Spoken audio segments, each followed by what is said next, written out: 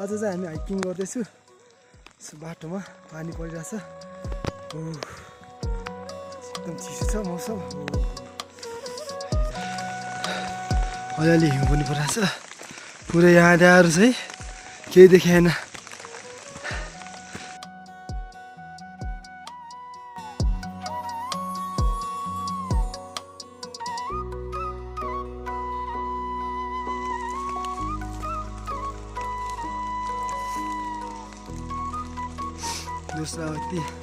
जसलाई हेर्न लागेको हैट गाह्रो छ एकदम थाकेर छ यस्तो घना जङ्गलमा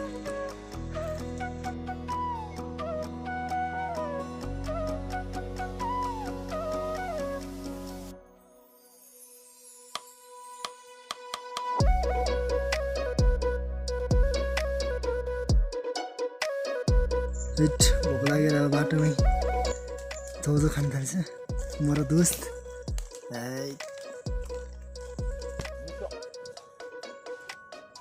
मिठो छ होइन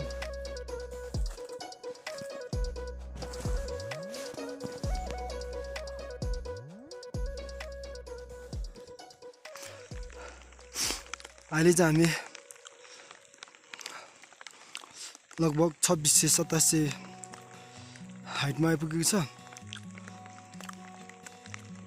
जाने बाटो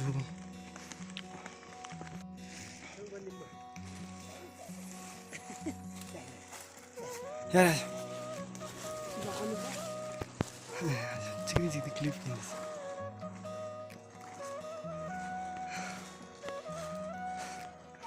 सेतो लालिक ग्रास त सब फुलेर नि ओलिसकेको छ ढिलो भएछ सो गाइज हामी चाहिँ अब 100% को 75% बाटो पार गरिसक्यो साथीहरू सबै यहाँ आगो फुकेर बसिरहेको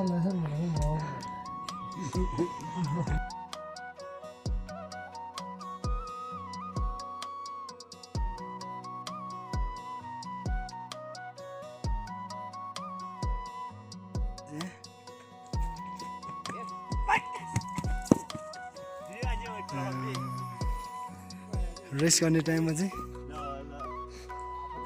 ल कम्पिटिसन ल यो चाहिँ एक नम्बर गफाडे फेरि ल बोस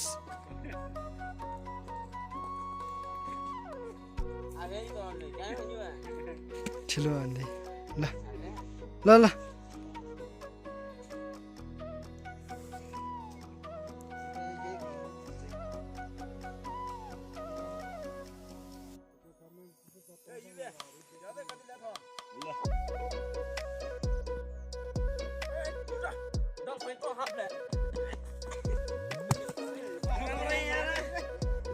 फेरि अर्को दाइ आउँदैछ बोल दाइ हाम्रो गाइज दर्शकहरू यता छ हाम्रो साथीबाट नि आउँदैछ ल बोल दाइ जाँदै हुनुहुन्छ है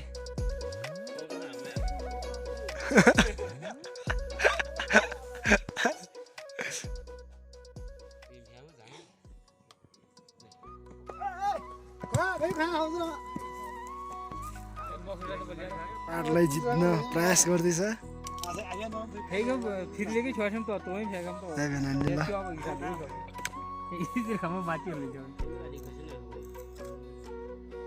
कडे आज नि अहिले आएन नाङ्गै भएर हान्ने भयो काले मकै पऱ्यो है आज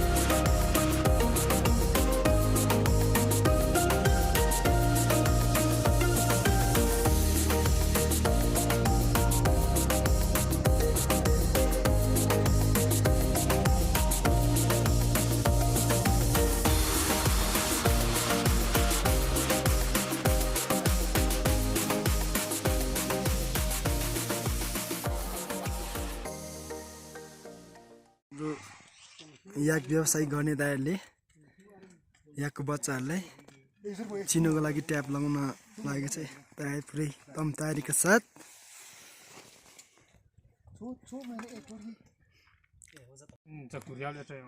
हतारको मोमो हुने है यो चाहिँ हाम्रो याकलाई चिनोस् भनेर चाहिँ हान्न लाग्यो है कानमा हाम्रो न्युरी गाउँलेको चाहिँ पुरै देब्रे कानमा हाने हाम्रो देब्रेको दैनी हो ट्याप है हाम्रो याक व्यवसाय गर्ने दाइहरूले याकलाई ट्याप लगाउने काम गर्दै हुनुहुन्छ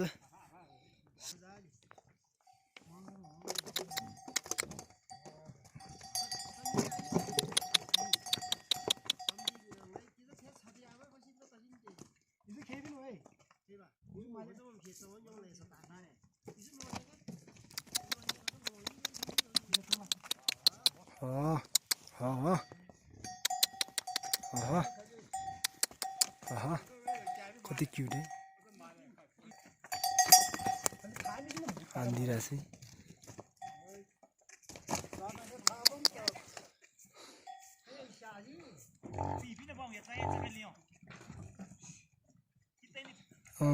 एकजना दाइले चाहिँ भेट्नु है भेनाले दाइ भन्दा पनि भेनाले चाहिँ एउटा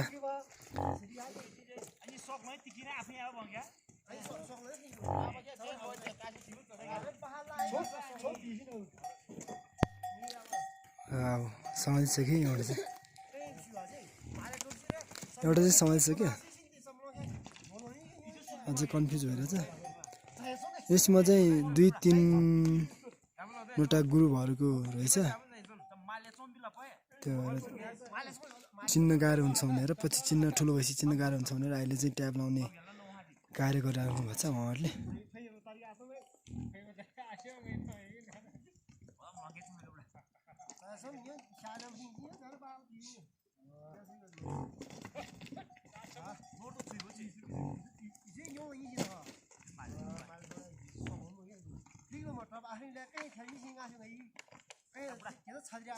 दुईटा चाहिँ भेटाएँ है त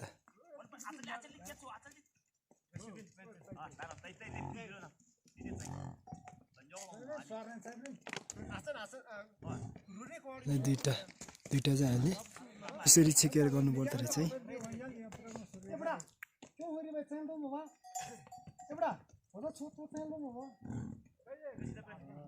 कति क्युट है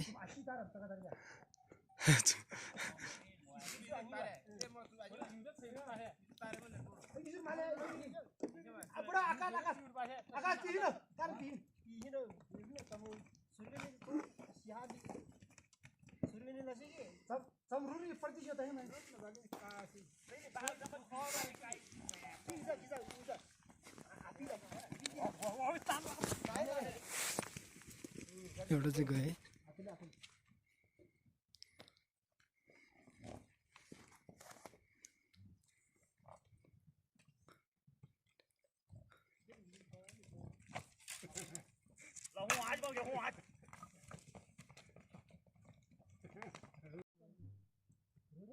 एकदम गाह्रो भयो एउटालाई चाहिँ सबभन्दा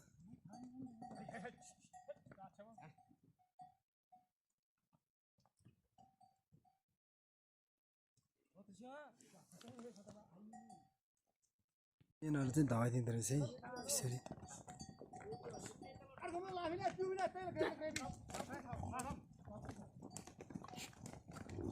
यिनीहरू चाहिँ सबै धमाइदिने बाँकी चाहिँ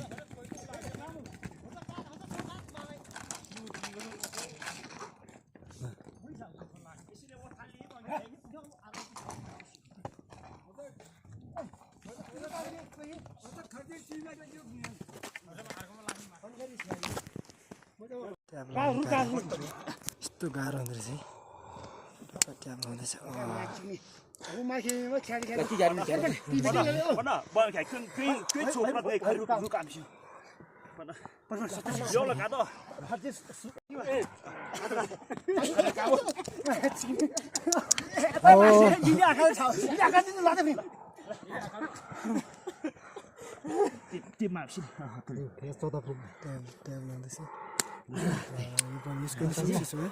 खुला खुला यसरी लड्दा म सालमा कि जति सारे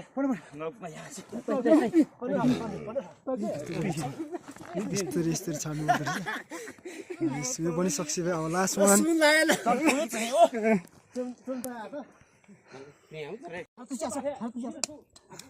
गुड ल नाइस यो नि सक्सेस ल गाइज हाम्रो दाइ मामाहरूले उनीहरूको सक्सेसफुल भयो ओइ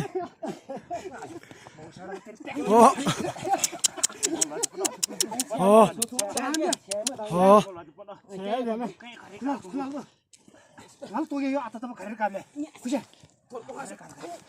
छोक थाल छोक आए था ये पिलम थामा दला या हरे पिलम थामा न चिंजी पोज तेरम बम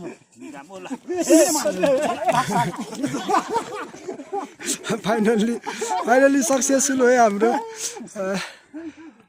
ट्याब लाउने काम मूर्खै दलले तुम्हारा खबर न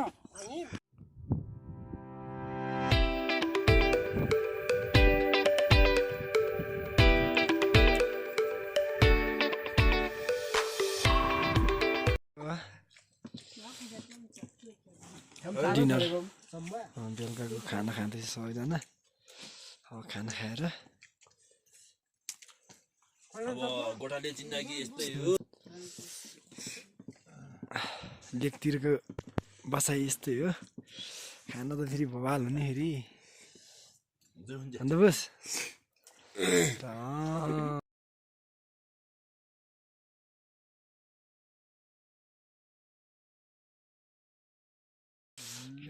मिठोसँग खान्छ है मिठोसँग माथितिर हाम्रो मेन मान्छे नदिएको रहेछ यहाँ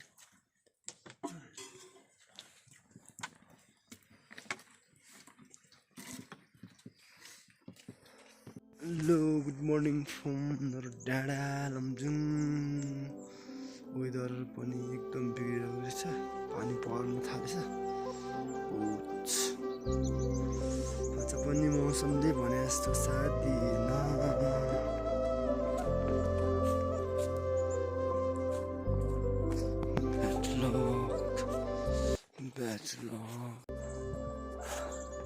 हामी चाहिँ अहिले यहाँको बच्चा चेक गर्न जाँदैछु कतिवटा पायो कता कता छ भनेर चेक गर्न जाँदैछु है दाइहरू अगाडि जानुपर्छ उसै पछाडि फेरि त्यो डोरी यहाँको बाच्छा बाँध्ने डोरी हिँड्न जाँदा ढिलो भयो होइन सो लेट्स सी गाइज कतिवटा पाउँछ हेरौँ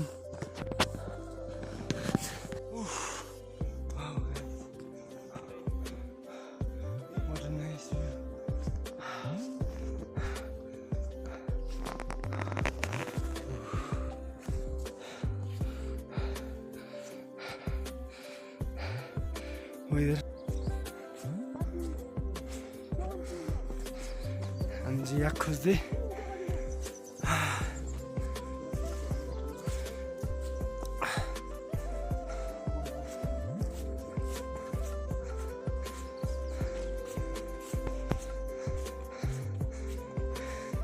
कञ्चाहरूले चरा हान्न पाएन कि हो कतिवटा मार्छ नि चरा गुली लिएर हिँड्छ चरा मार्नु ननिकान्छ माया पो गर्ने हो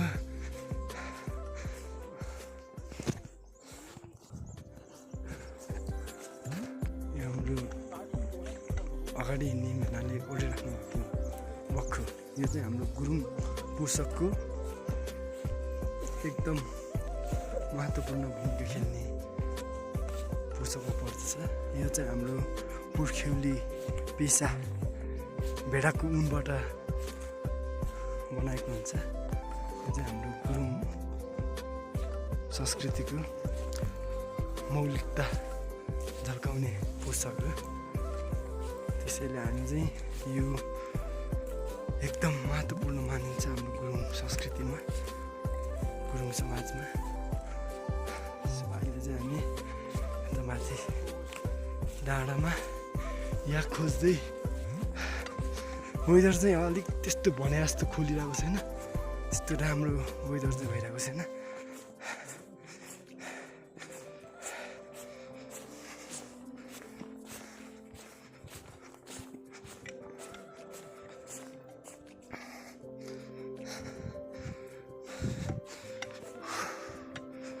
हिमाल सब ढाकिरहेको छ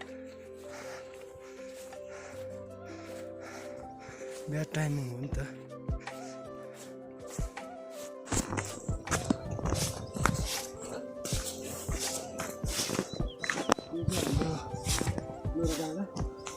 यो ठाउँमा चाहिँ हामीले अब बसेको यहाँमा एकदमै महत्त्वपूर्ण जडीबुटीहरू खन्ने गर्छौँ सिजनमा हाम्रो एउटा व्यवसाय जस्तै हो त्यही हो हाम्रो ठाउँ हामीले खासै भेट्न सकेन बोलाइरहेछ माथि बोलाइरहेछ हामीले यसरी बनाउनु पर्दो रहेछ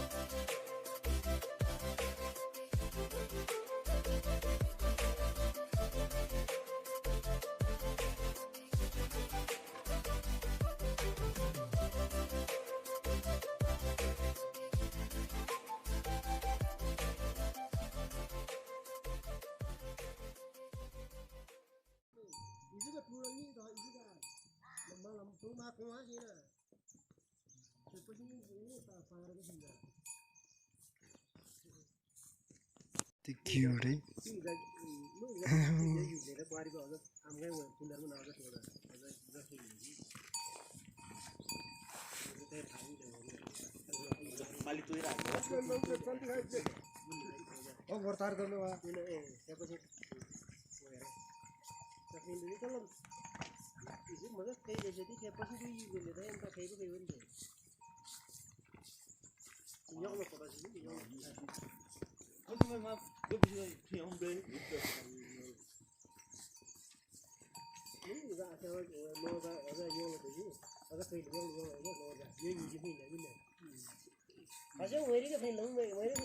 अहिले चाहिँ थोरै मौसम खुल्यो अब चाहिँ हामी तल जान लाग्यो आजको हाम्रो अन्तिम भिडियो चाहिँ यहाँसम्म मात्रै हुने भयो सबैजना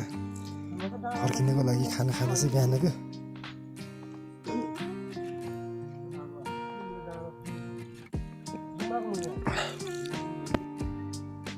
ल गाइस हामी चाहिँ अब लागेको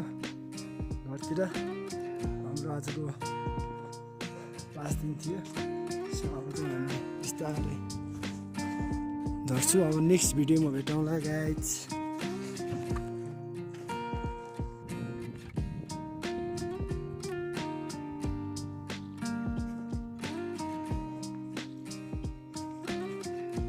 कति क्युट बच्चा चाहिँ